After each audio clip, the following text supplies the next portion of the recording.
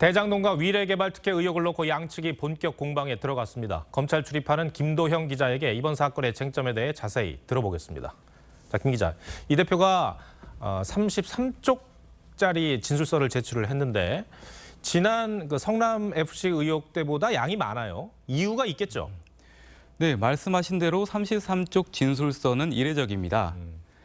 이 대표는 지난해 고 김문기 씨 관련 공직선거법 위반 사건 조사 때는 3줄짜리 해명이 담긴 서면 답변서를 제출했고 지난달 성남FC 사건에선 A4 용지 6장 분량이었습니다. 그에 비하면 33쪽은 꽤 많은 분량입니다.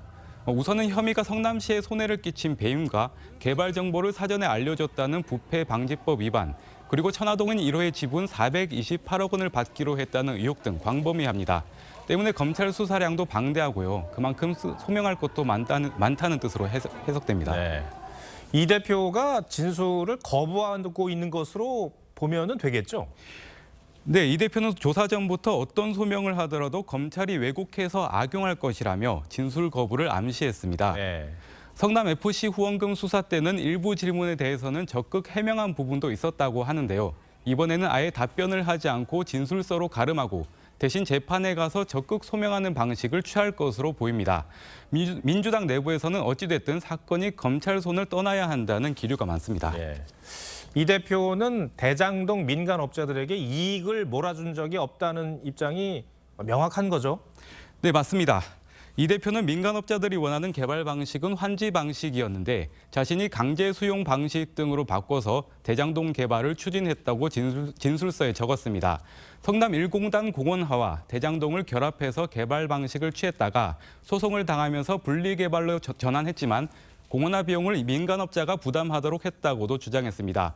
한마디로 시로서는 환수할 만큼 환수한 것이고 부동산 경기 화랑으로 민간업자의 수익이 수천억 원대로 커진 것을 가지고 결과론적으로 배임으로 몰아붙이는 건 무리라고 반박하는 겁니다. 이재명 대표가 유동규 씨에게 책임을 돌린 부분도 많던데요? 네, 천화동인 1호가 대표적입니다. 예. 이 대표는 진술서를 통해서 이재명 측 지분이 있다면 유 전 본부장이 한 푼도 받지 않았다는 게 말이 되냐고 되물었습니다.